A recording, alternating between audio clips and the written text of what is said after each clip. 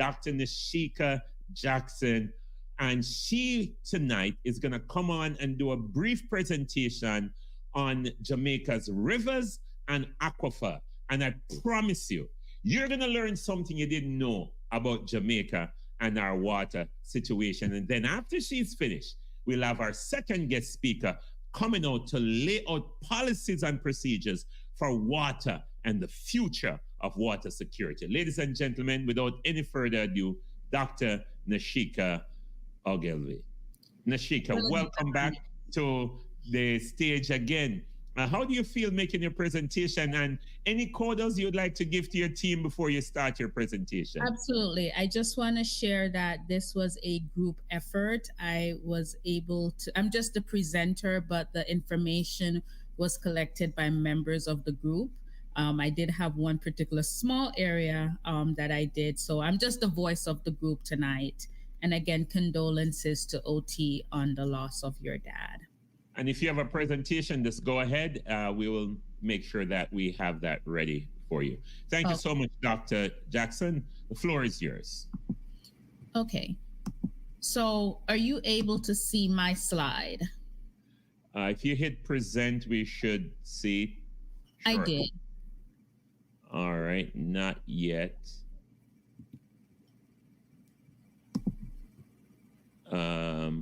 Not yet. Okay, share screen.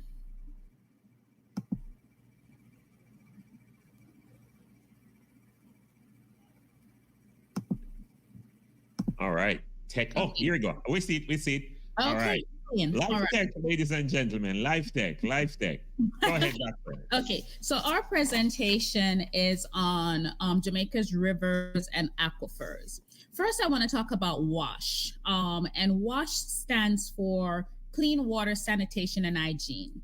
And it's one of the 17 Sustainable Development Goals, which was developed by the United Nations in 2015. And it's to identify the importance of linking good health with having good water, sanitation, and hygiene. It is estimated that 32% of the world's population lacks access to this basic sanitation. Jamaica itself does fall in that category with having 100% access to WASH. As you know, if there's not water, sanitation, and hygiene, there's a high burden of diseases, and it usually affects children in the way of diarrheal disease. So, does Jamaica have enough water? According to the National Water Commission, they satisfy 78% of water needs in Jamaica. Approximately 95% of the urban population have access to water, while about 75% of the rural population have obtained access. And notice I said obtain access. And this was from a study conducted in 2020. It is noted, however, that Jamaica has enough water to sustain the island for decades. However, distribution, pollutant, and access has placed the country in the world's top countries with water scarcity. So a brief overview, Jamaica has 120 rivers, and no, I am not going to go over 120 rivers. We also have aquifers. The two main aquifers are limestone and alluvium, which holds 50% of the country's water. This is some of the rivers across the country.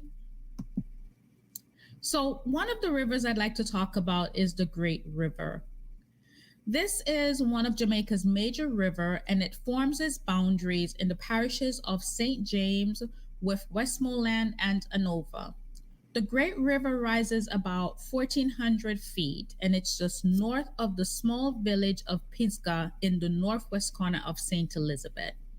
From here, it flows north-northeast for about 57 miles. Sources say 46 miles reaching the Caribbean Sea at the Great River mouth of the island on the north coast, west of Montego Bay.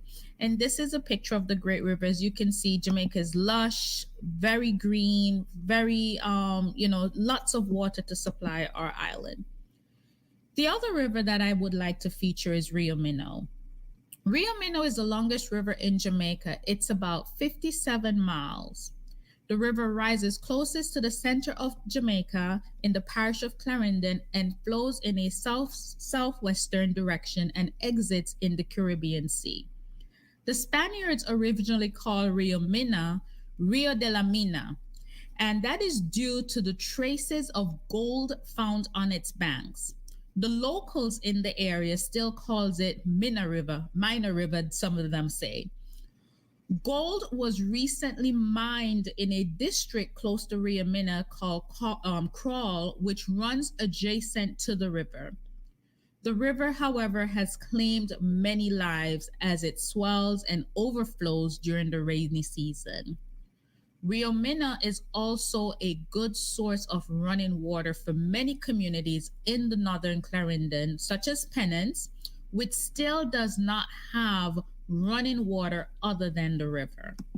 So, like I stated earlier, Jamaica is still having a water scarcity, even though we have an abundance of water because of access.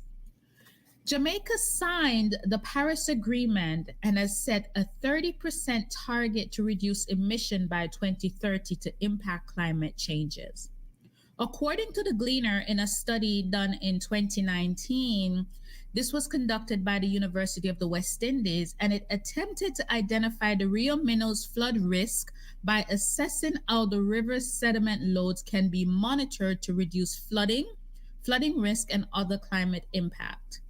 The National Environmental and Planning Agency stated that watershed of the Rio Minho is the most degraded in Jamaica during that study. This is important as farming, which was mentioned earlier, is a major livelihood of the upper Rio Minho watershed area, which roughly has 40 community and a population of 69,000 people. This will also affect food security. There is a 5-year project initiative to address the concerns of the watershed, where dams were built to manage the runoff of the water coming from the hillside channeled for irrigation purposes. In theory, the Rio Minho watershed will allow farmers to have water available during both the rainy and dry season. The project has 4 components. It was to have water management conservation, climate smart agriculture, food processing and agro-processing, and forest cultivation. The following has been completed so far. So this is a 5-year project, and half of that, we have 1,800 multi-intercepts for climate resilient optimization. Check dams to reduce soil erosion and flooding risks. 49 600-gallon tanks have been given to 49 farmers as a part of the AP and FM. And as the speaker before mentioned, some of the extensions don't have enough to provide for their community need. This money was taken from a COVID grant, by the way. The rehabilitation of 2 rainwater ponds and in 2 community, which is Redland and Boghole, as well as a supply of 100 rainwater irrigation kits. The International Association of Geology has identified Rio Minho as one of the 100 geological heritage sites in the world. And the reason for this is because they have discovered paleontology with the paleontology geographic formation, and this is said to be the largest area in the Caribbean with an abundant rudis grave. So this little area in Jamaica is a part of world record history. So that's one more world record for Jamaican. You know our athletes, you know our music. So we have a lot to offer. This is a picture of how the Rio Minho flows. This is actually kids on the bank of the Rio Minho. And I would like to point out, this is the Maypen Bridge because the capital of Clarendon, Maypen, is situated directly on the Rio Minho. Next, we'll talk about our aquifers. So an aquifer is a body of rocks or sediment that holds groundwater. Groundwater is the word used to describe precipitation that has infiltrated the soil beyond the surface and collected in empty spaces underground. There are 2 general types of aquifers, confined and unconfined.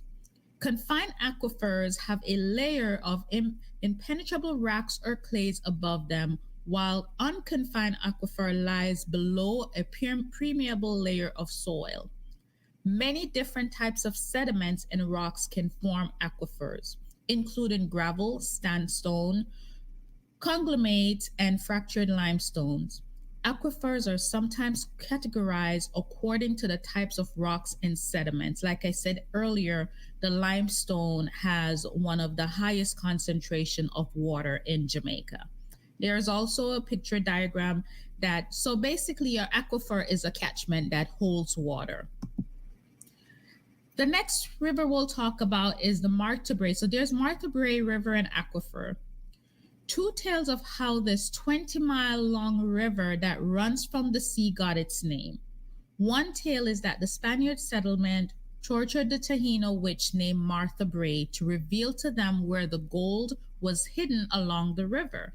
Here we go, another river in Jamaica that is said to have a lot of gold. She then charged the course of the river, killing the settlers, and blocked the caves where it is believed the gold is still hidden. The other spin on the tale is that Martha Brae is adopted from the Spaniard name Rio Matabrillo. Martha Brae River is 6 miles south of Falmouth, Trelawney. During slavery, long bamboo rafts were used to float sugar and other crops to the harbor for vessels bound for Europe. Today, long bamboo rafts are used to float visitors, tourists, down the 3-mile stretch of the river. The Martha Brae is used for irrigation, rafting, and water supply. It supplies water in Trelawney and St. James. Studies have shown that the Martha Brae rises in Windsor in the Cockpit country, then joins the Roaring River at Unity. The Roaring River is a source by the Maldron Inlet. It's an older rock surrounded by younger rocks, which is drained by a tangled river. The tangled river sinks, reappears as the Springfield River. It then flows across to Pulgee, an extensive depression having a flat foot and steel wall with no outflowing surface stream. It sinks to a second time, then reappears at the DC Rise and the Roaring River. The combinations of river flows near Good Hope north of Potosi Waterboy, where it flows through a narrow gorge which opens south of Southfield. The river emerges Irving Tower to enter the sea at the Oyster Bay between Falmouth and Rock. The river basin consists of white limestone aquifers. So here we have a combination of a river with the aquifer that is recharged by rainfalls, and above the basin is clay and silt, which retains a large amount of rainfall. The water retention forms small ponds called perch water tabled above the white limestone and does not seem to affect the water table level of the limestone. The Martha Brae is on the threat of agricultural, chemical, land clearing, fish rearing schemes, waste disposal, and cutting of mangroves. The Martha Brae is one of 2 rivers in the watershed that has year-round water flow. Jamaica's total, so now we're going to talk about the Rio Cobre Basin Aquifer. Again, another rare river aquifer combination. Jamaica's total groundwater and surface water source is about 3 main sources with a total harvest of approximately 4.9 kilometers cubes per year. From the yearly yield, 80% is derived of limestone aquifer, 4% of alluvial aquifer, which comprise of sand, silts, clays, and gravel. 16% of the water source is realized by the surface runoff water. The Rio Cobre Basin Aquifer is 51 kilometers or 32 miles, is located in the southeastern section of the parish of St. Catherine. The St. Catherine's boundary, the parish borders the parishes of Clarendon to the west. Its eastern border follows the section of Ferry River, and the northern section borders St. Anne's and St. Mary's. The Caribbean Sea is to the south of the parish. The Rio Cobre Basin Aquifer, or 32 miles, is located in the southeastern section of the parish of St. Catherine. Its eastern boundaries follow sections of Ferry River, north section to St. Anne's and St. Mary. Now, guys, as I'm talking about this, you have to remember that the aquifer is underground. So this is just giving you the boundaries as it flows on the various parishes.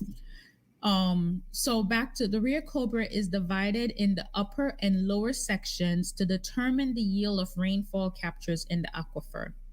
According to NWC in 2011, the basin serves approximately 520,000 citizens from 8 communities: Spanish Town, Portmore, Greater Portmore, Goldsmine, Old Arbor, Hewiton, Sligo'sville, Guysale, and Shores River.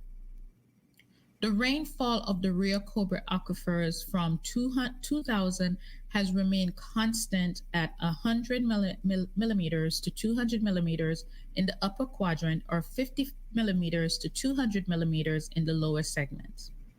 In 2015, the demand on water from the aquifer was approximately 32 billion cubic meter, with a brunt of supply going to the urban dwellings in the supplied area.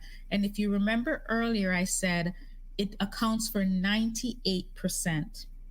However, due to constant pollution and other disasters, the water source of the Rio Cobra has not served the population effectively. While the basin is susceptible to natural disasters such as climate change, earthquakes, the river has seen its fair share of man-made disasters, according to the Jamaica Gleaner in March of 2024, which stated that there has been long-term abuse of the river where toxin was released into the river by accident or intentional. According to the Gleaner, on December the 11th, 2023, an oil spill from a trade-wind citrus Jamaica plant intoxicated the river, resulting in fish killing. The company was charged and the case has been before the court since then. Wildalco has also been cited as another polluter of the Rio Cobra over several years, according to the Gleaner. This disaster has seen a large quantity of fish being killed and individual livelihoods severely affected. The fines for polluting our water and natural resources range from 50,000 to 12 months incarceration for water pollution and 100,000 to 12 months prison sentence for breach or Wildlife Protected Act. Next, I'll go over the Black River. Once again, the longest river in Jamaica, the Black River has lost that title to the Rio Minho, which is said to be around, and I discussed with you earlier, it's 57.7 miles. The river spans the length of 53 kilometers or 33 miles. The river has several tentacles such as Yeaves Fall or Savannah. The river was the main route of transportation route for the parish. The river got its name for the darkness of the riverbed that's been linked to the thick layers of decomposing vegetation. This decomposing vegetation gives black hue, in particular where the vegetation is thick. The river originated in the Cockpit country and has underground streams and emerges north of Shiloh, which is situated on the southern borders of the Cockpit. The river has a great source of income for several communities, such as canoe rental, crawfish, which is sold on the roadside, and guided trail excursion. The river has continuously been polluted as a spraying or of the sugarcane in close proximity has allowed pesticides to seep in the river and has caused the depletion of African perch, otherwise known as Jesus fish. The river is not used as a main source of domestic water usage, but rather predominantly the source of irrigation for local crops growing by local farmers. The river is home to the largest swamp environment in the Caribbean at approximately 14,000 acres. The American crocodile is one of the inhabitants of the swamp, which has seen population size significantly decrease due to heavy drainage of the river from agricultural purposes. So, looking at some hydrostratigraphic of Jamaica,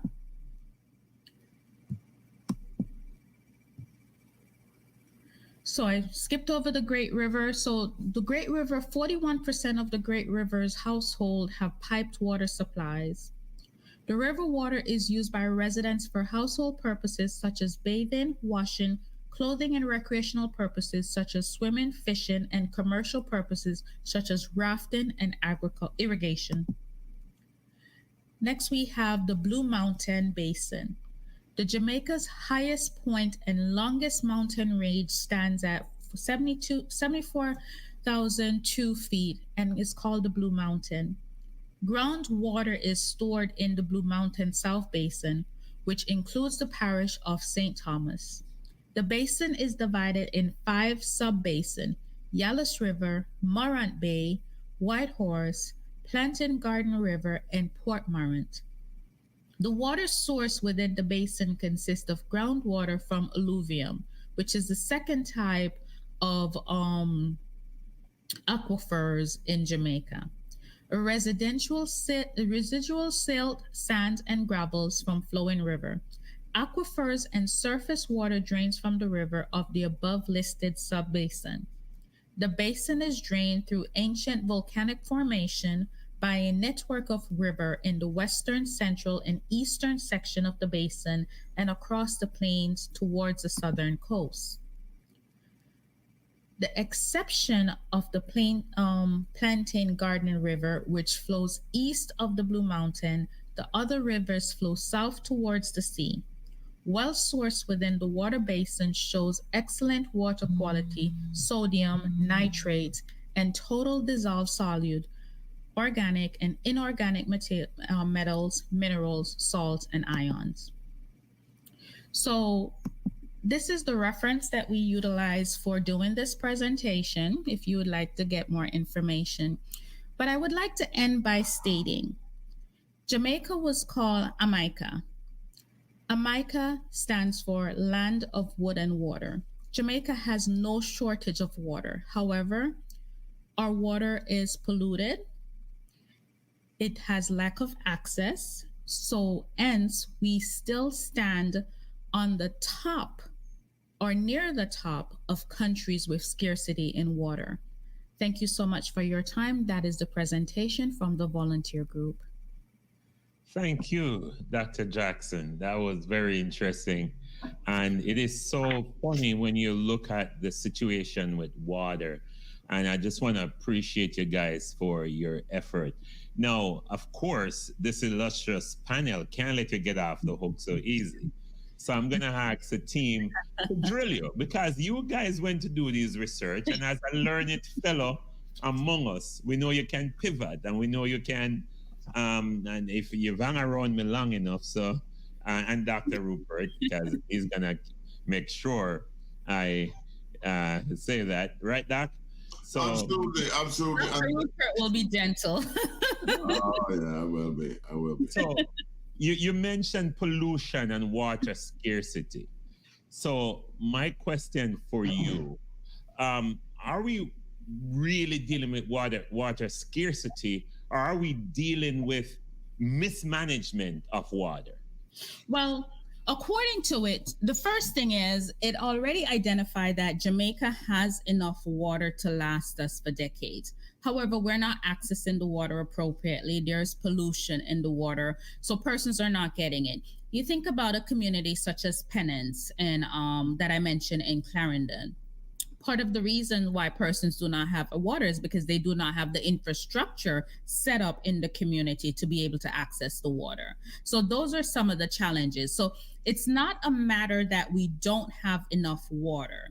It's a matter that we don't have the infrastructure. The water is polluted. There's not appropriate access to the water. All right. Panelists, Dr. Rupert, this is your favorite girl. I know you love seeing her on screen. Oh, Lord. Dr. Nikisha, Queen Nashika, whatever, she don't like those names, but I'm going to give it to her anyway. But thank you for a very strident report. It's very important because water is life. Unfortunately, different organizations or, not organizations, governments have not seen fit to really make a plan for water. And so we're under the gun. In areas where you have bauxite, for example, and they have made these lakes, they're leaking into our water and it's causing a mayhem and sickness and what have you. And there seems to be no government is brave enough to say enough is enough. Because really and truly, according to Mr. Ratigan's research and Herb's research, we're not making, and of course, Dr. Good Dr. John's report, we're not making any money off bauxite. Can you imagine that? Yet you're polluting our waters and taking away the livelihood of the people of Jamaica. So therefore, we have to create what I think is a water policy and stick to it. Because we have the best water. Let me tell you something. There have been places in Jamaica you can just go and drink the water and it's better than any bottled water. All of us know that. Okay? So it's not a question that we don't have the water. It's how it is managed, how it is the thought process for its evolution. Right now, we should not be in that category. We have we are now importing water from the Dominican Republic for the hotels. Yet there are people we know in Jamaica who are bottling the water and selling it into Jamaica and what have you. So why can't we do that? You see, everything seems to be cockeyed. I'm not taking over the stage. I thank you for your presentation. I commend you and the team that have gotten together and what have you done. And just don't forget one thing. Jamaica Diaspora Crime Intervention and Prevention Task Force also contributed to Mr. President. Also, so don't forget us next time. Okay? You better laugh because otherwise it's coronation. All right? So I just want to let you know that I thank you very much. Thank you very much for coming on and leave it to the rest of the panel. Thank you. Okay. Thank you. That's the new name for me now. Doc, I must say, honestly, I never know that there's so much water in Jamaica. Oh, wow. I am lost for words. I never know. I thought all along we have a really water crisis in the country. So that is to show us that the two political parties in this country is playing politics with the Jamaican people. They have not done enough investment to get the water to the people. In the 1990s, the chairman for Life of the People's National Party, Robert Pickett's-Gill, spent over $5 billion or even more to make sure, according to them, to have water from Hanover into Westmoreland. And now, see what is going on? There's no water in the grill. You have the Rolling River. You have the Great River. You have so many rivers in Westmoreland. Black River. And there's no water. You have the Black River in St. Elizabeth. And the farmers in St. Elizabeth for years crying out for water. I never know that there's so much water in the country. So these people going around parading as Minister of Water and promising the people of this country water, they don't mean it's any good. I don't really have a question for you, because honestly, as I said before, I am lost for words because I never know that there's so much water in the country. Oh, yeah. Excellent presentation, Doc. Excellent presentation. I yield back to Mr. President. Thank you, Jeffrey. The man himself, our fearless leader. And let me, first of all, your volunteer group, Sela. Doc, let me just say a big thank you to you and the volunteer group. And I hope people understand and appreciate the effort and the time that you and the rest of the group involved. You can hear me, Jeffrey? Yes. You can hear me? A little bit better now. Yeah, I hope people appreciate the time and the effort you put into this thing to bring information to our people. Because at the end of the day, this is really what it's about. It's about informing people. If you look in the chat, you see how many people are saying they didn't know this. I'll tell you something. I didn't know that Rio Mino. Is Rio Mino? Yeah, it was the longest river in Jamaica. I thought it was a Black River until you just mentioned it now.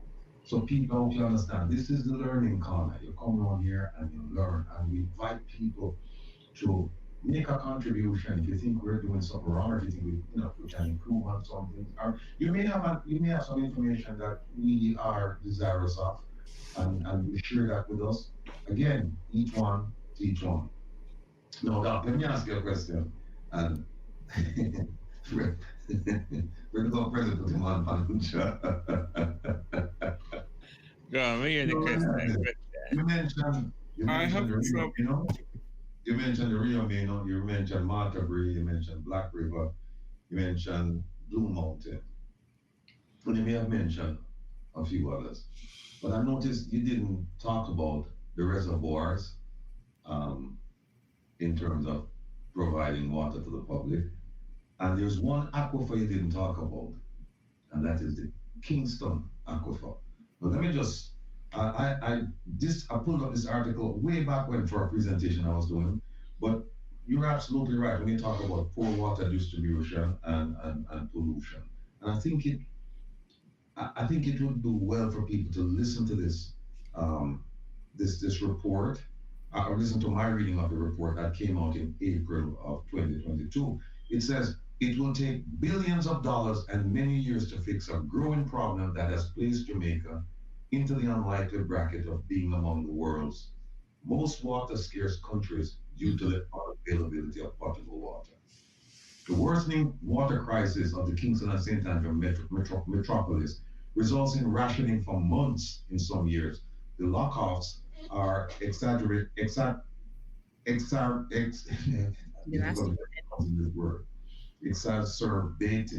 by droughts, broken pumps, and the crumbling pipelines making up the water distribution system. At the same time, in the aquifers below the capital city, more than 104.3 million cubic meters of water, or about 60% of the available resource, remain unusable due to pollution. And it says the 2020 study found that high levels of nitrates in the city's main aquifer were making the water unusable for domestic purpose. And then the article goes on to talk about what the government was doing and what the government was planning to do. It talks about, it says there, many of the wells across Kingston and St. Andrew were decommissioned because between 50 and 80% of the effluent from absorption pits and septic tanks, I mean, know about that because my water as a septic tank, goes directly into the ground. And so it's contaminated. So we have a vast supply of water below Kingston and St. Andrew, but we can't use it because of the latrines and all that, and what they flow right into the water table, and it contaminates the water. The question I have for you is this: did we ever look into the possibility of building new reservoirs? I know when the Cubans came back in the 70s, they had micro dams and so on and so forth. But what are your thoughts about that? About building, because I don't even know if they've ever cleaned the Mona Dam or what they've done with that dam, and I think there are a few other dams around the place. And the population of Kingston and St. Andrew is swelling, but we don't have people with enough foresight to say, hey, listen, we're gonna need more water. We have to find a way to do it. And yet, based on your report, Jamaica has an abundance of water, but the problem is distribution and cleaning up the pollution. Please comment on that. Now, that is often the problem with wash situation, whereas pollutant is a major factor. When you think about the world itself, there's no shortage of water. It's just how we access it, and is the water potable? And when I say potable water, means that we're able to use it for drinking, washing dishes, and so on. So a lot of countries, Jamaica being one, as you stated, one of the most country that has scarcity in water, we don't have potable water. regarding pollution, I'm not sure with the reservoir, building of reservoir, but I know that there are ways to decontaminate. And America is no different. There are areas in America that's suffering with the same struggles with polluted water in California, in Alabama, and so on and so forth. Even here in South Florida, there are certain areas that have pollutions with water. But I think what we need to look at as a country is start looking at infrastructure. And when I say infrastructure, not just water infrastructure, because when you have wash crises like we have in Jamaica, it also affects our healthcare. You think about that just coming off of our COVID pandemic, and where the biggest thing that everyone spoke about during the pandemic was having good hygiene. Places that did not have access to water could not have the same hygiene that somewhere else would have had. Just simple hand washing. So if you don't have the access to water to wash your hands, you don't have hand sanitizer, herein you may have put yourself more at risk to contracting COVID. But besides COVID, we look at other diseases that primarily, diarrheal diseases that primarily affects children under the age of 10. And you think about the youth that is our future. If we don't address this issue, then we're going to have situations with our kids having diseases, having to deal with them, having long-term implication from having diseases when they were younger. As the population grows, and most of us grew up in Jamaica. I still remember getting water at my grandmother's house in the back canal. They had a pipe, yes, but how often was that pipe shut off? I've been to Jamaica recently as an adult where we have the tank, the black jugs, but got to the home, there was nothing in there. So literally we had to put jugs in the back of the car and drive to a standpipe in order to get water. But how many districts don't even have the access of a standpipe? And how many persons can't afford to buy water? That's the other thing. Now, what we need to consider is there a lack of investment in infrastructure in an effort to increase the commercial use of water, the commercial purchasing of water? So we have to look at all of these. But when you're looking at a crisis on a global scale, and when I say global, not internationally, but across the people in the country, we have to take everyone in consideration, not just those who can afford to purchase water, not those that can afford to buy the black bins, but everyone in the country. And how will it affect us on a larger scale if we don't address this water crisis? Thank you, Dr. Jackson. I'm telling you, this is beautiful. I'm going to ask you to stay with us as we move on to the next part of the program. Now, ladies and gentlemen, I also had the opportunity to be privy to some of this information that the team put together. And let me tell you, I'm blown away, as Jeffrey said earlier, with, that we don't have a water shortage. We do have water problems, but we don't have water shortage. Because in the Caribbean, so in the research, the percentage of countries in the Caribbean based on combined surface and groundwater, right?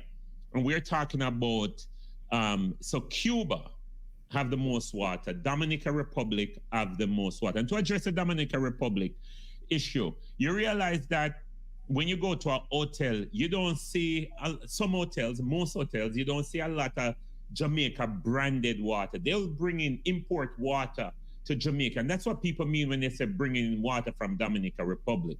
Because you're talking about these hotels are private organizations who may have 20, 30, 40, 50 properties or 2 properties, and they may be getting deals. And for them, it's a bigger or cheaper for them, or bigger saving to get, 15 trailer from a manufacturer who might be located in another country. And even by shipping it to Jamaica and putting it in their property, it's still cheaper.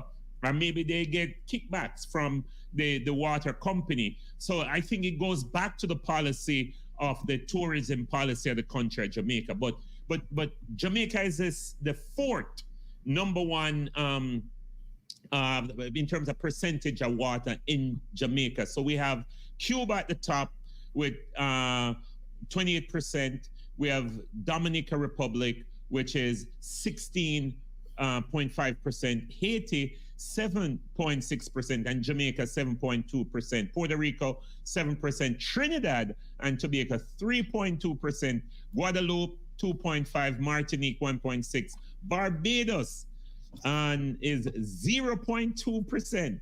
And then you're talking about Bahamas next with 0.6. So a lot of the countries in the Caribbean, they don't have a lot of water. And when we talk about percentage, we're talking about approximately 9 billion cubic meters of water, surface water in Jamaica. And then you have 2.5 billion cubic meters of water annually in Jamaica. So Jamaica daily water production, meaning that surface water, meaning river run upon the land and water under the ground, is 31 million cubic meters of surface and groundwater. So we don't have a water problem. And when you convert, ladies and gentlemen, a cubic meter, 1 cubic meter, and we're talking about billions of cubic meter, 1 cubic meter is 264 gallons of water. So ask, like a typical water truck around 5,000 to 6,000 gallons. And you're talking about Jamaica, you're talking about tens of thousands of water truck, meaning everybody could get water for just turn on the pipe for the whole day and it just run. And we still have water just run same way, non-stop, every day in Jamaica. So why is it we're not getting there? Finally, before I bring back you guys in, I was listening reading a speech from the Prime Minister that he did in a research in March, when this French company that's building the new reservoir, which they said is going to be the largest one in Jamaica, they had the groundbreaking from 2019. They signed a contract earlier this year. The groundbreaking took place, and it's a French company that's here that's in Jamaica building this new reservoir. Now, as it relates to reservoir, we need far more than one reservoir. And of course, Jamaica have the water and the wherewithal, but when you look at the arrangement, as they call PPP, public-private partnership, and it's same situation like you have with the road, that these private and public partnership is that they're doing it for the country, but it's them really put the money up, and then he's saying that the Office of Utility Regulations will not make the water price go up, so they can't charge you more than, what they're going to charge you for water. So it's not like they're going to raise the water for you. So there's a lot of loopholes in those deals for these people to jack up the price.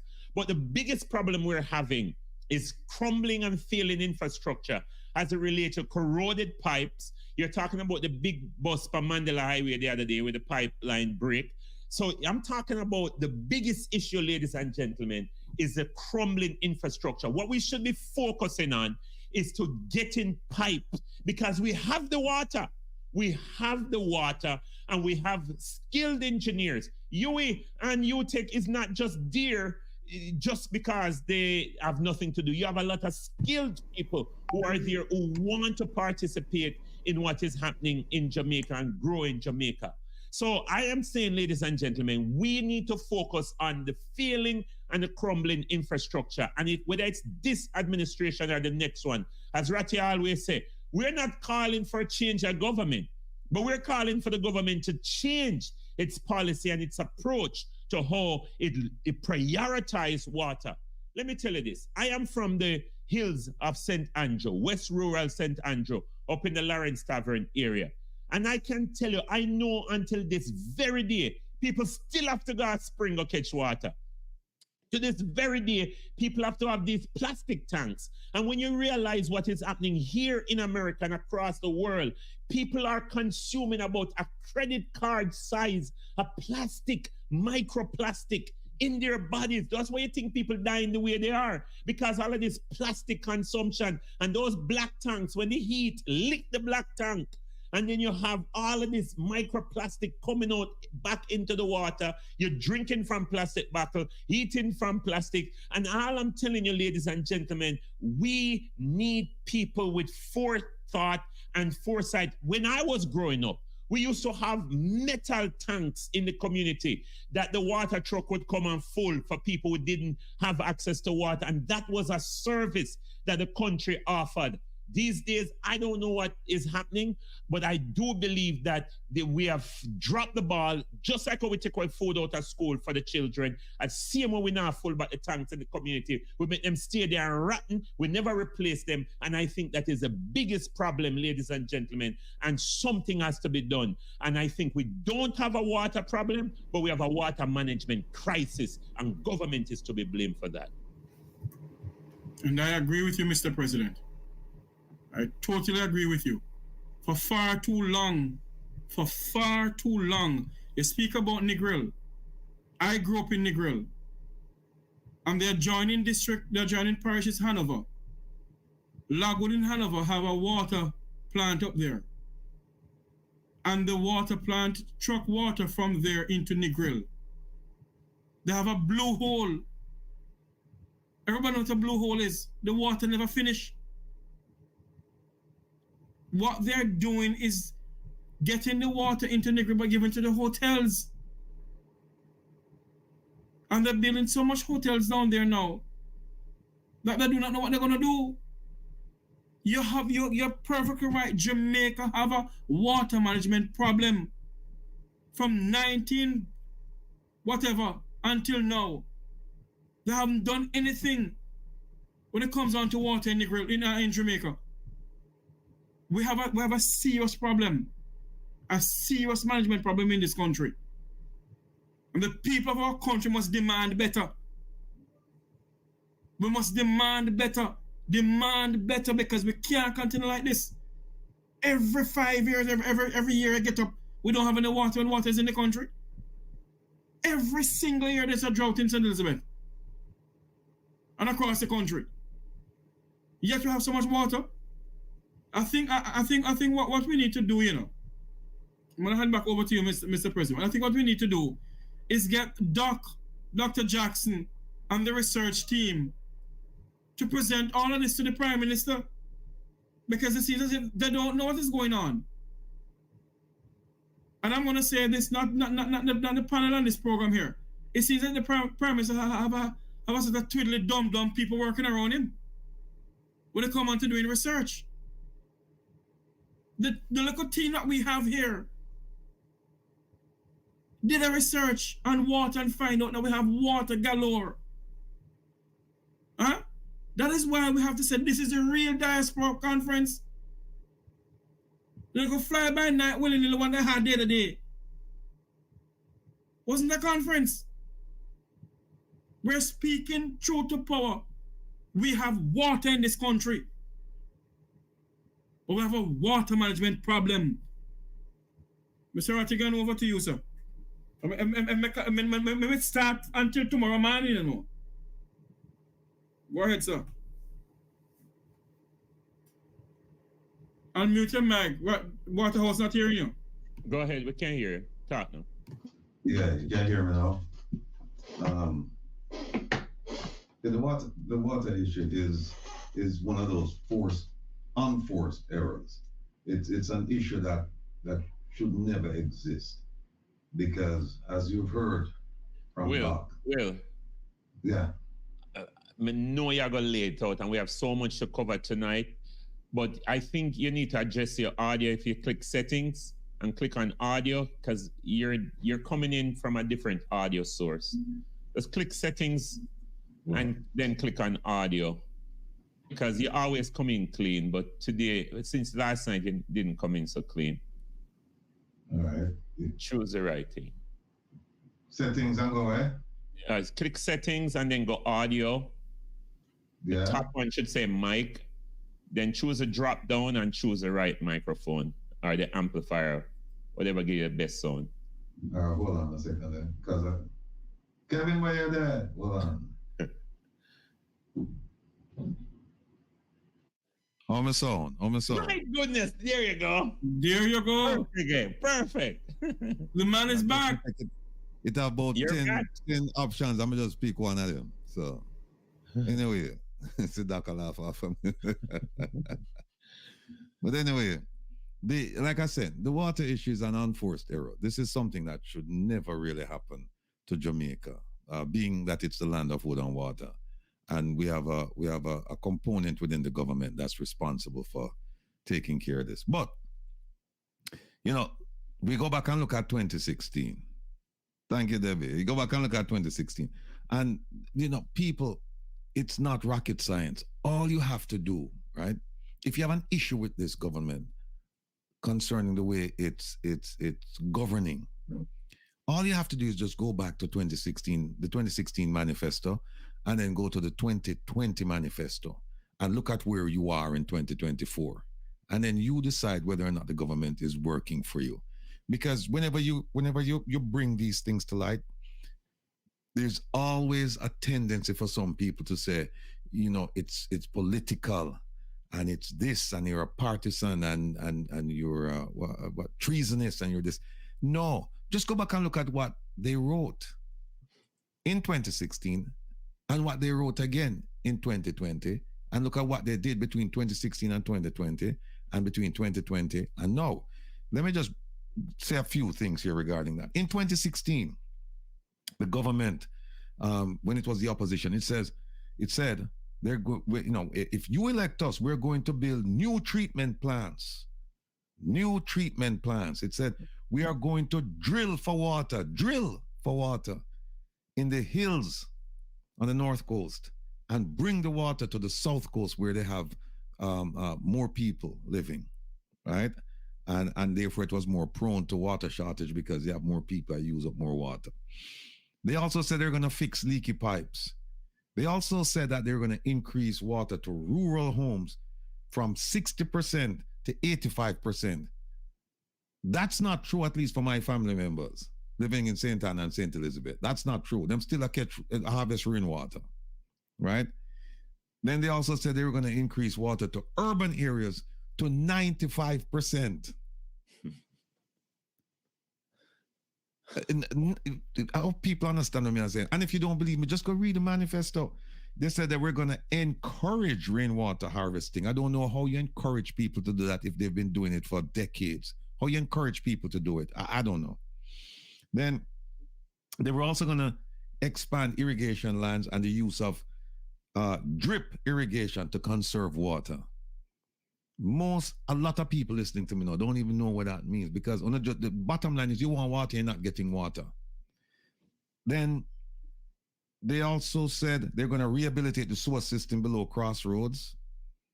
We know about the sewage issue in the market, and they're going to reforest the watershed areas with tree planting programs. I don't see anything about that. So, folks in the chat and those of you listening, maybe the government did all of these things after 2016, but I don't see where all of these things took place. No, we could get to 2020. So 2016, they said, we're going to do all of these things, people. Vote for us. We're not only the party of law and order, we're also the party of water. We're going to give you water. 2020. They said they're going to revise the National Drought Management Plan. How many people know in the drought-affected areas, ever heard about the National Drought Management Plan? Did your MP ever explain that to you? Did your council explain that to you? Have you heard it being publicized on TV saying, you who live in drought-prone areas, this is what we're going to do for you? Have you heard that? 2020, they said they're going to revise it. Most of you have never heard of it. So they're going to revise something that you never heard of. Then they said they're going to, again, encourage rainwater harvesting. They always say that, as if people need to be told this. They're going to have expanded focus on rural water. I guess they didn't meet the 85% threshold or goal. So they said we're gonna have to pay attention to that. Then they're going to do innovative projects to expand water access. People, you don't want to hear this. You want to hear, turn on the pipe and we'll get water. When I'm saying we're going to do all this fancy language, this jargon, you don't understand it. And you shouldn't even have to try if you understand it, because at the end of the day, you're supposed to just turn on the pipe and you get your water. You don't need no fancy language. Then here's one now that really, really tickles me. The government is going to develop desalination plants. And in fact, they've mentioned that they have one. I don't know if anybody who know about this desalination plant or the plan to develop desalination plants. I don't know. Then they're going to have another one, floodwater management. And then sewage and wastewater treatment services. Never stop right this up because it's like, you know, my father told me, God bless his soul, used to tell me, when he used to tell me to do, chores around the house, I said, yeah, my promise to do it, Daddy. And he used to say to me, a promise is a comfort to a fool. A promise is a comfort to a fool. And I mean, it makes more sense to me now than back then. It was just, back then it was just my father said something to me. But now it really has some application to real life. And this water issue is a vexing problem because, as Jeffrey said, water is life. Water is life. And when you keep promising the people that we're going to fix your water problem, we're going to fix your water problem, we're going to fix it, and year after year you hear about the drought and hear about this, and then it's bad enough that you're not providing your own citizens with water. What's even worse is that you're channeling water now to development for tourism. So, I just don't understand how they operate, but maybe they too themselves don't understand how they operate. Maybe this is just our promises. Maybe this is just like the prosperity and people still living in poverty. But it's time for people to understand now that the days of promising people things and that people just sit back and wait for them, those days are over because you have a more intelligent population now. You have a more strident population. You have a more determined population. You have a population now who very, very curious. They ask questions. And when I say population, I'm talking about inside and outside Jamaica, not just in the diaspora. The difference is that we can speak freely, without worrying about, people saying this and people saying that, or people come drag you out from under your bed. We cannot speak freely. And all them have to do is just hug it up and cuss we out and, say all manner of evil about personal lives and whatever. But that's fine. We can deal with that. But this is a problem that should not exist, this water problem, and the agriculture problem too. How can you say that, you're all for agriculture and farmers, and then you lift the tariffs, and then you flood the market with cheap produce, and then you put the farmers out of work, and already it's a declining population. And you just made it worse. So there's no incentive for anybody to go to farming because no matter how you farm, Jamaican produce, Jamaican vegetables, best in the world. I would like people to take some of the scallion when them grow down in St. Elizabeth and just rub it up now and smell it and compare it to the scallion we get at Brooklyn or some other places when them get from God knows where. I use it and cook. It had no flavor. It just had a little texture and coloring. That's all, but no flavor to the meal.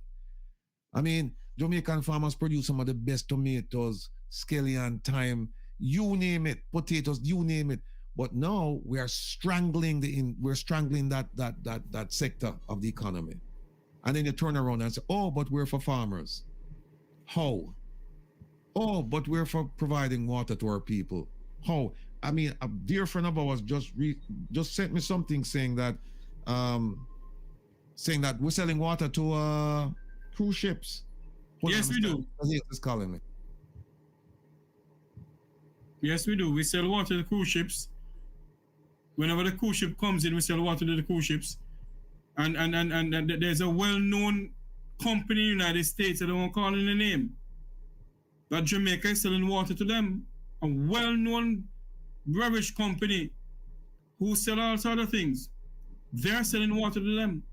And they're selling water to the Chinese too. So what they're doing is to just put the Jamaican people down while they fatten their pockets left, right, and center from Wappy Kill Philip. We have been swapping black dog for monkey in this country and we continue doing it. It's time for us to wake up in this country and smell the roses. We can't continue like this as a people. And once again, I must lift my hat to Dr. Jackson and the team. Excellent research. That's what the Prime Minister need, or whosoever come into power. They need people like Dr. Jackson and others to do research. We can't, in 21st century Jamaica, our people don't have water in their pipe.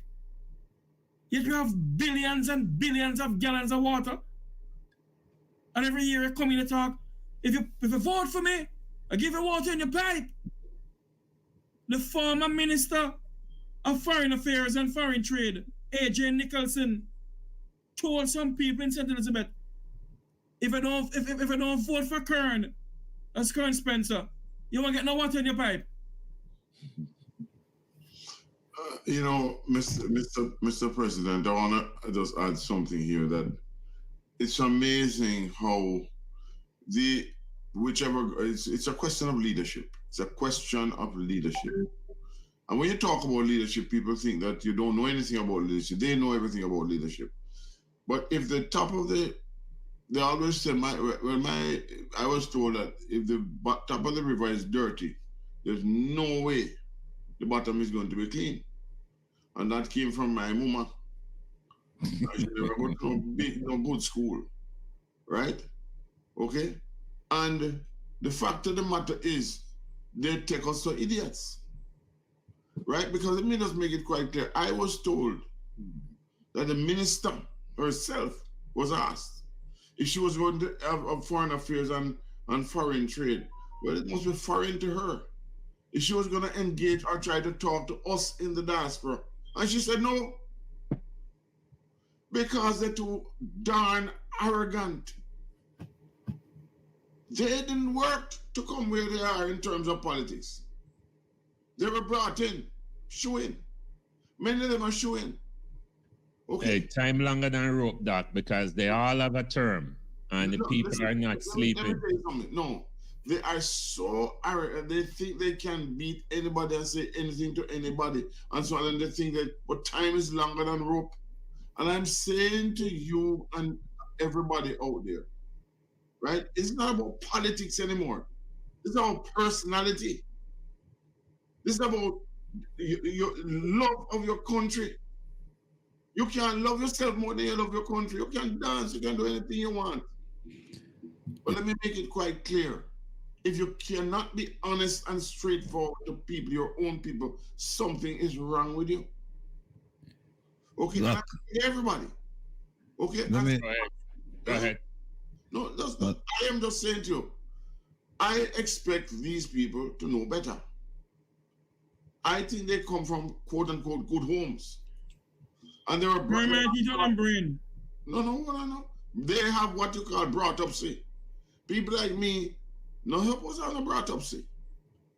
Okay? So the point I'm making is that exercise it. Because I tell you something, a lot of people think that there is no God. And there'll be but let me tell you, there'll be a reckoning. And so when you see sometimes some things happen to people, and you say, Lord have mercy, me not sorry for nobody. They brought it on themselves. Mm-hmm. Because they have ignored the plea of the people. And the people are saying enough is enough. Let me make it quite clear. You can't tell me, say, a man who living beside water can't have water in his house. There's so much rainwater. There is no planning. There's no preparation. Nothing. And they don't take stock of us. When will our and let me tell you something, what they're trying to do is divorce the local population from the diaspora and say that we're all crazy, we're all mad. Yet send our money because we're that crazy and we're that mad. Well, I say, and then when we say we might not they're telling people we are going to try to take away from poor people. Let me tell you something, ladies and gentlemen. Sometimes when some of these people are telling these lies, they should choke. And no Heimlich remover should be, maneuver should be there to help them. You understand me? None. No, I'm serious. Because if you can have a straight face, a straight lie, then you should straight choke. Okay? So I'm just saying to you, as far as I'm concerned, Ratchet, before 1 second. What does that say on the screen, Dr. Jackson? Oh, Lord have mercy. Okay, sure. Everybody want married Dr. Jackson. Leave the lady alone. She'll tell you she want married. Everybody, Mr. President put them up to that here, Nakisha. Don't worry about it. I mean, no says him do it. He does it on the radio and he's doing it again. Thank you very much. We don't know about him, but... it wasn't me, I promise. Like Shaggy, it wasn't me. All I'm saying is, though, seriously, what we have done, we didn't find this out, we know it. No electricity. Look, one more thing. How can they be paying so much electricity and we have so much sun and there are countries that are using solar and we can't do it? And we're wrong with we. We spend solar, we don't spend the same way. Ridiculous. Our gas is more expensive. So it's ridiculous. And we know it. So that is why we vex. Because you take with a fool. But time drunk, but time no fool. All right, Doc. All right. Well, ladies and gentlemen, listen, we're going to be joined now by Mr. Ian Hales. He's the opposition spokesperson concerning water issues. Now, he has made the social media rounds quite a lot in the past several months. I've watched him actually, and I like his style. I like his bravado. He speaks truth to power. He doesn't care. He's one of us, a son of the soil. And so he's joining us tonight, and he's going to continue the discussion concerning water and water shortage. I think he was a gentleman who did the piece on a man who had a whole heap of black drums and claims a car wash and him expose it. Right? See you, man. Yeah. Well, Brother Ian Hales, welcome.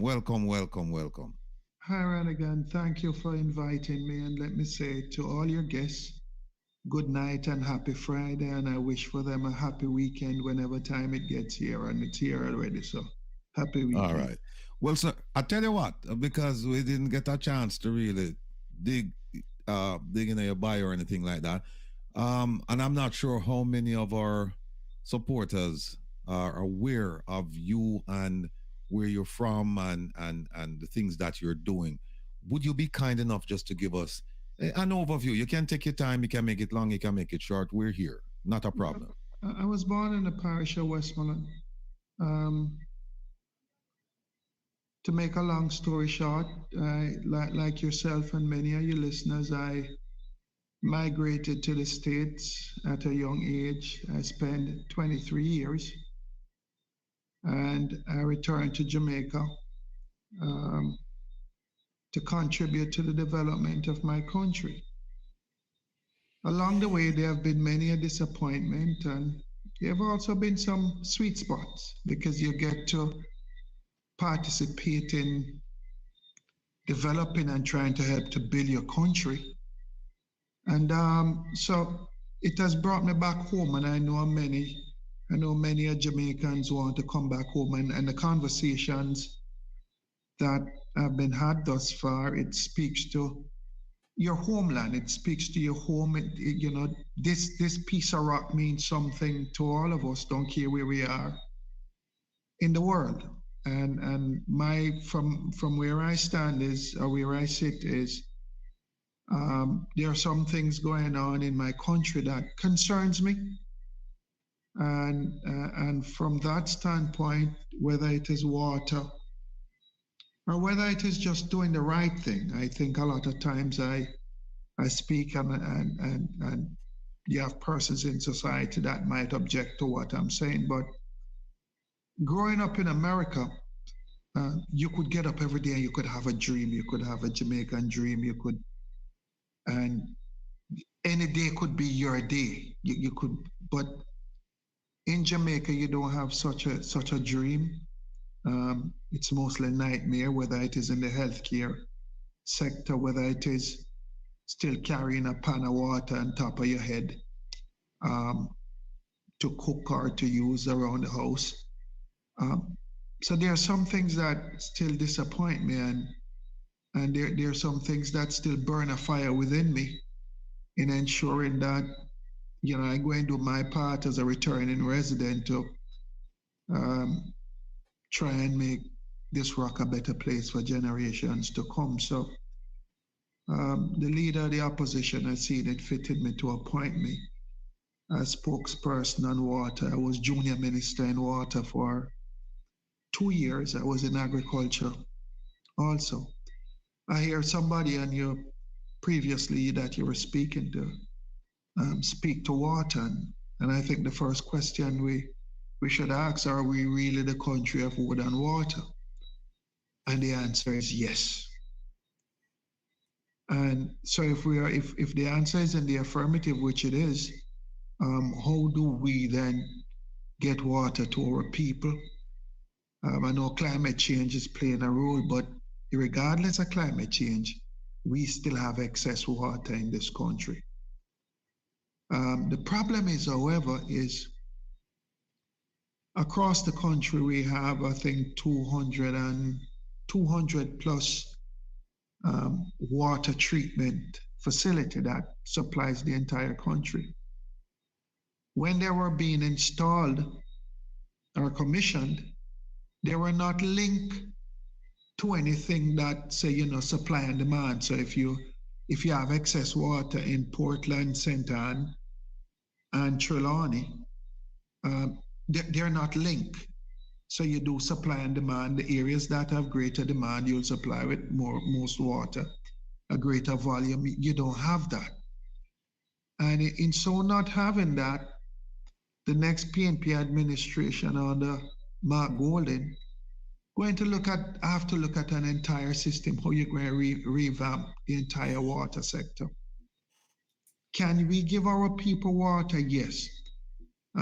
There has to be a strategic decision which is made, however, to ensure that in terms of informal settlements, they're authorized by the government so that it's not everybody can get water at the same time.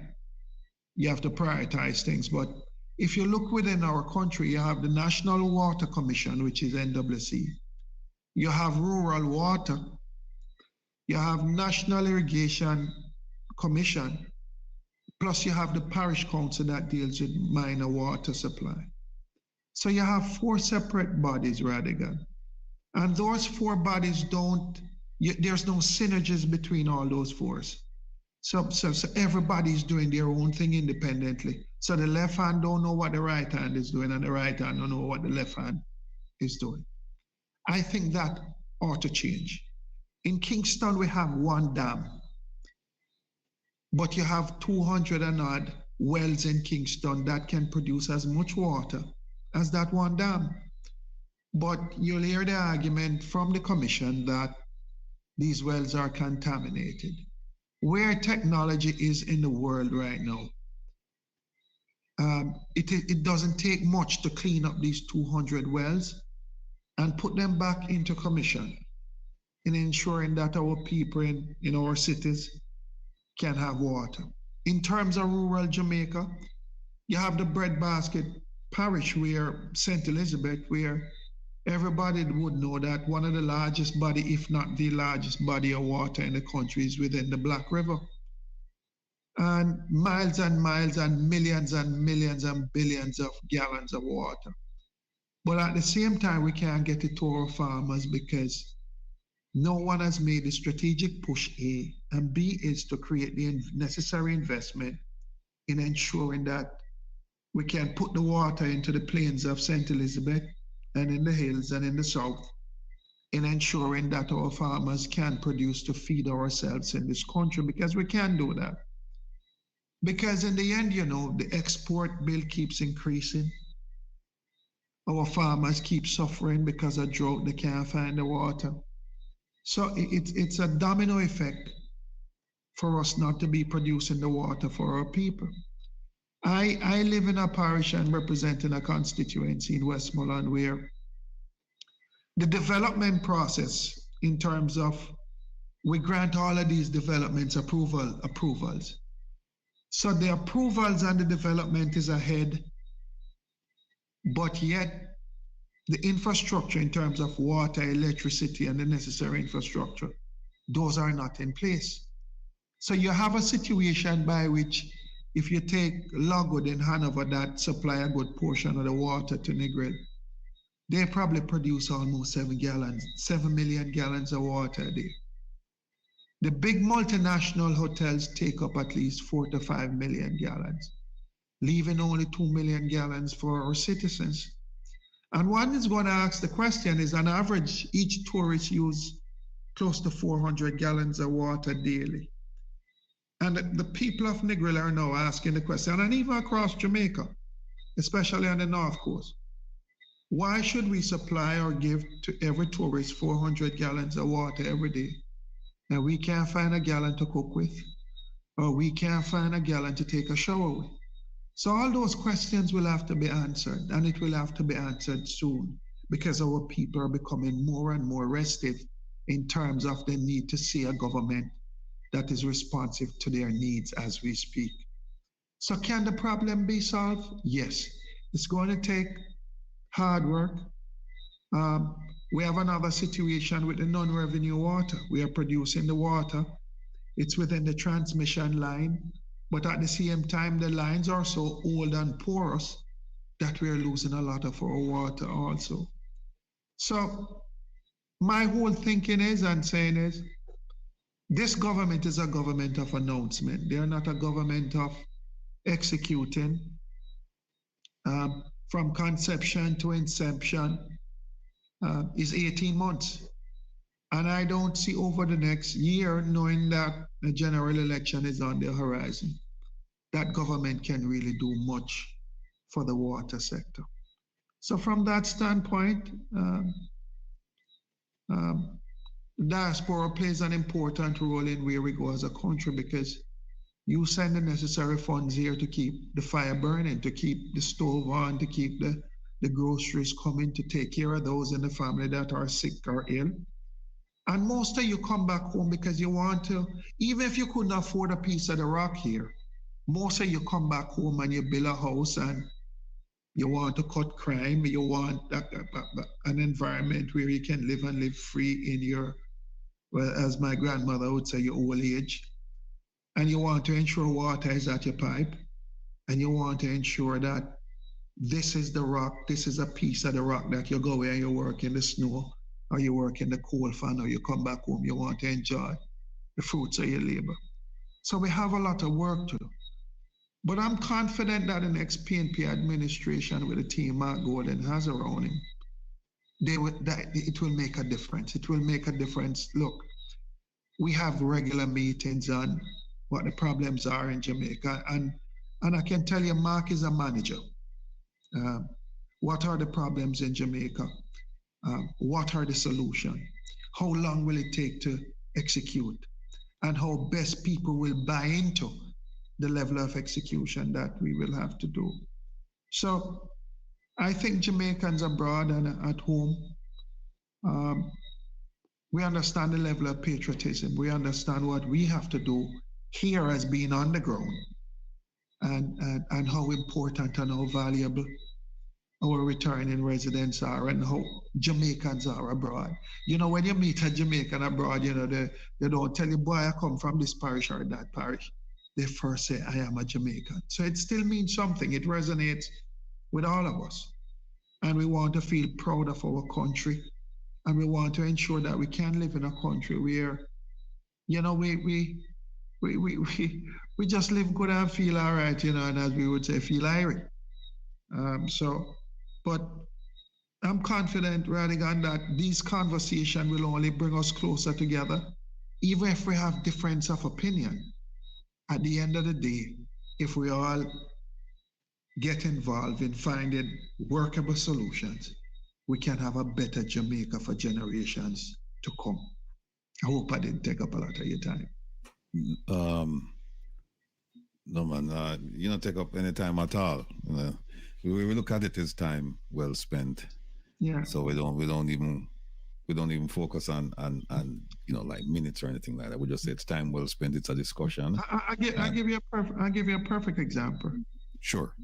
We're in Westmoreland now, and one would think that the level of crime that we have in Westmoreland now, that the first thing the government would say is, look at the demographic in terms of age. So most of the crime is between 19 and 29, somewhere around in there. So, and I know you have to build new stations, you have to increase in terms of your expenditure, in terms of what you spend with the force.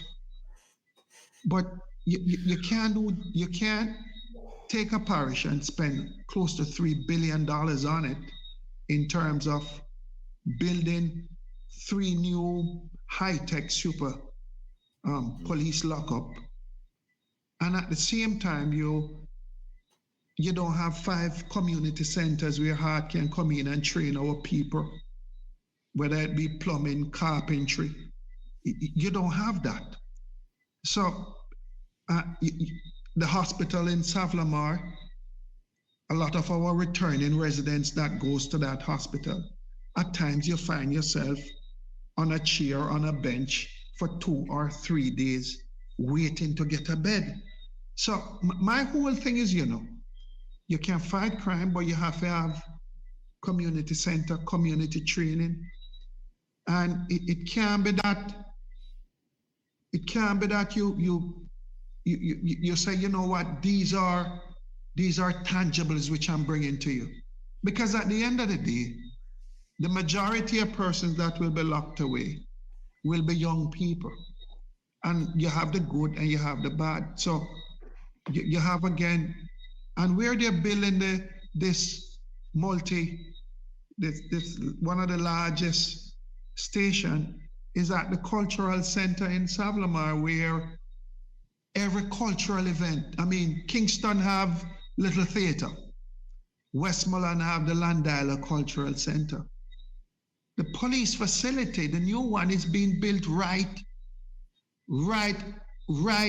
onto the cultural center. And fast forward from there, you have the National Stadium in Kingston.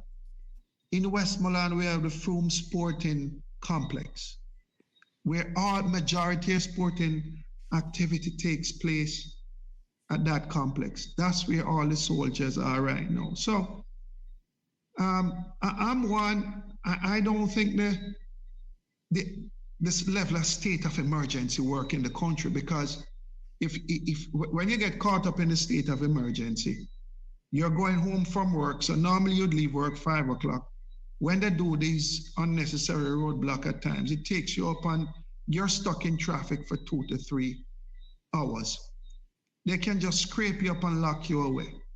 So for me is the way, I was in New York at the time when Giuliani, they came up with the three strike legislation, and I see how it affected some things. It cut crime to a point, but at the same time, you have to have something that pushes young people forward in terms of training. Look, the Canadians are saying to us, hey, look, we can take majority of your persons if you train them and if you give them a skill. Why don't we create, just as how we make all these beautiful hotels to bring in all of these tourists, why don't we start exporting the labor out of the country? So there's a lot of things we can do, but I think the priority of the government and priority of those who seek power and have the power now is somewhat misguided with the realities that we face as a country. So I tell you, some things give me restless night, but I am hopeful that with all of these conversations we're having, because one thing with technology, it has flattened the world, so we can all have conversations about our country. And at times we get, I would say, claustrophobic. Well, not even claustrophobic. At times we get parochial. At times we're some of us here think that the returning resident or the Jamaican abroad knows too much. But let's call it what it is. America and Britain teaches you a different way how to operate. So we all leave here innocent, don't care what age we leave here. And most of us go away and we become professional and we contribute to the American or the overseas economy. And we want to contribute to that same economy that we were not able to contribute to that economy here in Jamaica. And I've always tell people, I said, I find it that majority of returning residents to this country are those that participate at the diaspora level. Because you didn't have to do it, but you do it because the love of country. And the stronger the diaspora is, and the stronger the returning residents are across the world that belongs to Jamaica, at the end of the day, we will have a better Jamaica. So me personally, I endorse everything that you do because I think these conversations are needed. And it should be a long time coming because it can only make us a better country. Thank you, sir. Before I turn it over to Mr. President, who is the moderator extraordinaire, let me just say, you've touched on a number of topics. You've touched on crime, water, corrections, diaspora, a whole bunch of issues. You managed to get them in discussing water. But let me ask you this general question. There's a tendency for politicians to overpromise and underdeliver. For people to say things and then the population, their expectations rise only to be deflated. How do you plan on energizing people to the point where they said, we believe in you, that although it's a promise because you're not in power, so you're telling us what you plan to do. How do you get people to buy into that and not say, well, this is just another politician coming here to promise us what this group did 8 years ago? How do you overcome that obstacle? I think the people of Jamaica are looking at Mark Golding as someone who is a successful trial attorney. I think when the IMF agreement came up, when the JLP walked away from the IMF agreement, it was Portia Simpson Miller and Mark Golding who wrote most of those legislation in terms of ensuring that we can ensure that we took care of our financial responsibility and whatever the requirements were in terms of the legislation standpoint. Mark Golding execute that. I would secondly say to you, why we can't play with the people of this country anymore. Technology, everybody, I think in the next 5 years, the traditional news media will be a thing of the past. Every Jamaican have a smartphone. So they're getting their news every single day they don't have to wait 7 o'clock on TVJ or 8 o'clock on CBM anymore. So the level of chance you could take with a society that is demanding certain things of you. What technology has done in Jamaica, it has made the politician more responsive. Because nobody likes to be flocked in a bad way or like to be criticized in a terrible way. So it draws your attention immediately. Now, the PNP has a record to stand on. And I make no bounds about this, that the PNP government always have to, in Reaganomics used to say, funds trickle from the top to the bottom. The PNP believes that first you have to create a safety net for the most vulnerable amongst us. That's number one. You have to ensure that the hospital can function for the majority. You have to ensure that for the mother who can send that child to school, that child can go on path, they can get the breakfast lunch, and they can ensure that that child go to school. The PNP believes again that in terms of the civil servant in this country, or teachers, or police, or doctors, they play a valuable role in this country. Because if you look at this country, those that pay the PAYE, the taxes, it's not the rich of this country that pays the taxes. It's the little PAYE man that keeps this country going with the diaspora. Because there's a lot of things, Radigan, that you can write off, but it always come right back to the most vulnerable amongst us. So, they'll criticize us at times and say, you know what, the PNP loves the poor. But you have to create a balance. The trickle-down economics has never worked in Jamaica, and it has never worked. Whether you wrap it up and you repackage it and you call it prosperity, it is not prosperity, because the majority of Jamaicans are not being prosperous. The level of inflation, the level of high prices in this country. So, in a nutshell, I think the majority of these people, and all the opinion polls have said it, they're ready to give the PNP another chance. But it's a chance that we can't play with. It's a chance that we have to use to radically change the future and the outlook of this country, in ensuring that the most vulnerable amongst us, we start giving people a fair shot in this country. Not a shot to shoot them down, but a shot in the arm to ensure that you can make something of your life.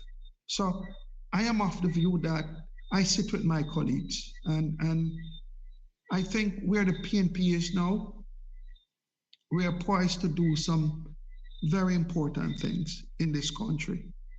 Whether it is crime, we don't believe that you can fill the jails of young people, because we are on the state of emergency for the last couple of years, and every single year crime increases.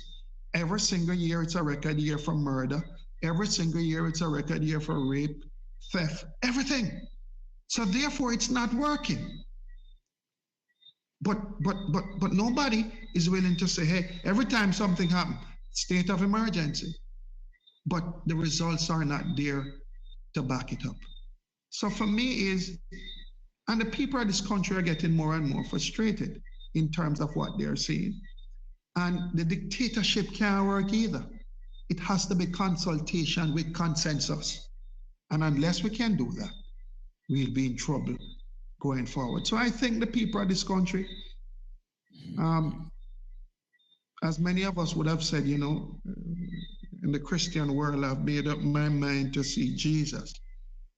I think a lot of people have made up their mind that they would want to see a next PNP administration, one that looks out for the vulnerable and create opportunities for our people, whether you are in the diaspora or whether you live in Jamaica. Ian, thank you so much for coming on.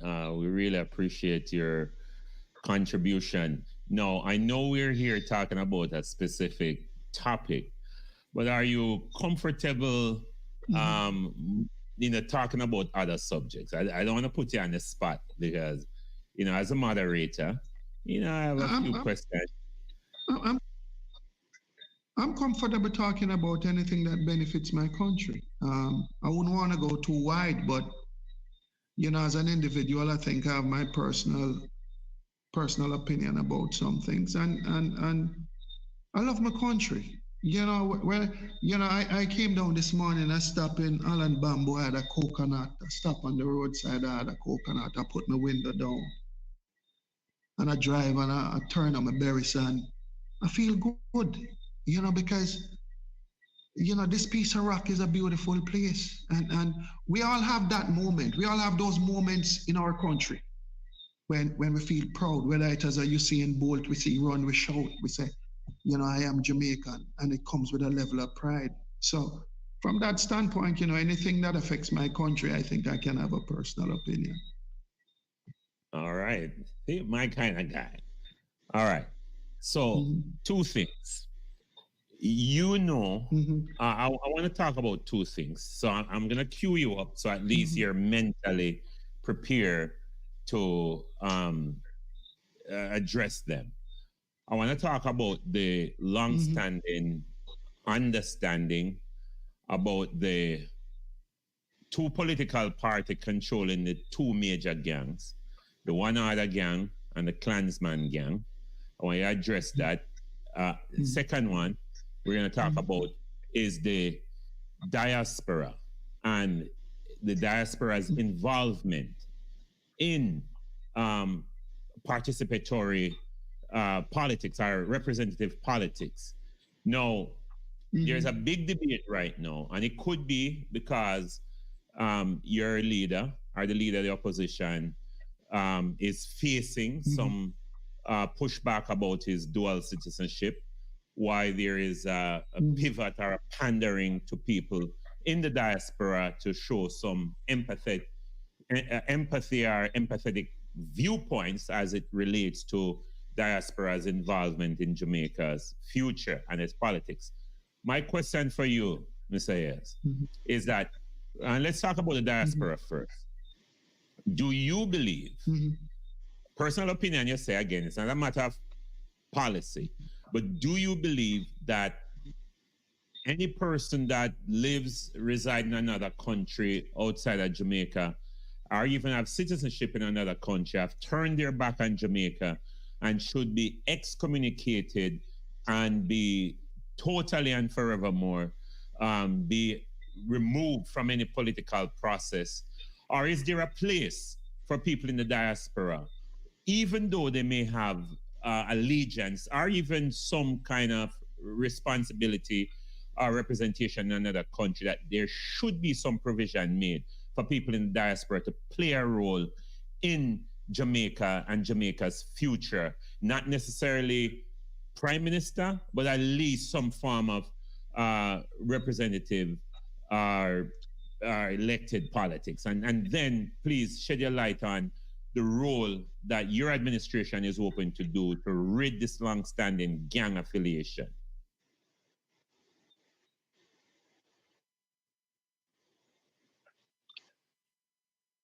I think one is, hello?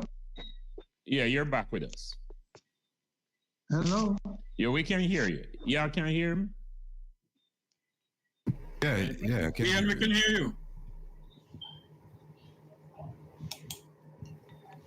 So yeah, I can hear you. Ian. You're hearing me? Yes. You're breaking up.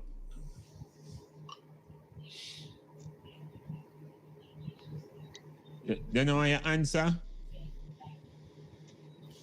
In Jammy phone, man. So here, you can hear us? All right. Yeah, I don't know why you answer, don't you?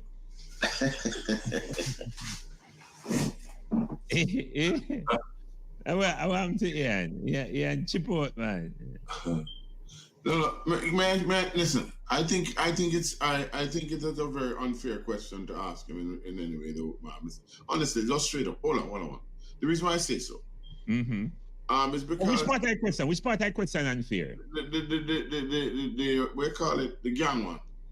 Okay. And why is it unfair? Hold on. Listen, let me tell you something. Mr. You are ex-police, ex-Babylon, and you know them exist, okay? You know them exist, right? To be quite honest with you. Can you hear? Lord, Jeffrey? Where hear you, Doc? Okay, Jeffrey, what's wrong with Jeffrey? Why is he going on like that? I don't know why Jeffrey going on like that, but I'm just saying to you. I am saying to you, this is something that I don't think Ian should even answer, because, to be quite honest with you, because we know that these things have to be addressed, right? And there's a way for addressing them. And the fact of the matter is that they're now, everybody's switching it to say that it looks like we have the two gangs in Jamaica, right? In the diaspora. Because all of a sudden, them catch a truck somewhere in New York, selling guns and some sweetie business, and we are the ones who are responsible. So, my view, there has to be a way to rid Jamaica, and I listened to Mr. Hill, it's very good, and to get the young people them invested. Get rid of the state of emergencies, get the young people them invested, or you're going to constantly have gang members. You will constantly have gang members, because that is what it is saying. Right, because these you are the one who brought all the treat youth right, Mr. President. You are the one, every day we listen to treat youth right, And I'm saying to you, if they have no outlet, and I'm not defending them, gentlemen, but if they have no outlet, right, what is going to happen? You see what I'm saying to you? So we need to find a way to address this issue. And we have to find a way, like El Salvador, to get a hold of those gangs and calaboose them, including the ones that encourage them to be gangs. Because poor man can't have gang. It must be people who are colluding with them island-wide, out of the nation, everything like that. And I think the only people who can really assist truly in that is us who are looking from the diaspora and helping Jamaica to get rid of this. That's plus Jamaica, of course. We have to come together and work together. So that is how I see it. Now, you may not agree with me, but that's how I see it. So no wonder Mr. Gale's gone. So Orlando. The man have technical problem. I answer my question scare. If my question can't scare him off, that would be a big problem. That would be a major problem for any elected official. Somebody asks him a question and him run down. Don't indict the man like that. I don't think that's the case. I think it's a technical glitch. We all saw that it froze up. We all saw that it. Hold on, let me finish this, Jeffrey. We all saw that it froze up, and I think it's a fair question. I do, because I have been told by elected officials. He said, President, listen me. And this is a one-off conversation. Him say, you know the thing said. Are we run the thing? Are we run the thing? So my question is this. If you're saying you don't want to be branded as a PMP diaspora movement, no, why can't we ask an honest question to a PMP representative? Why should it be softball questions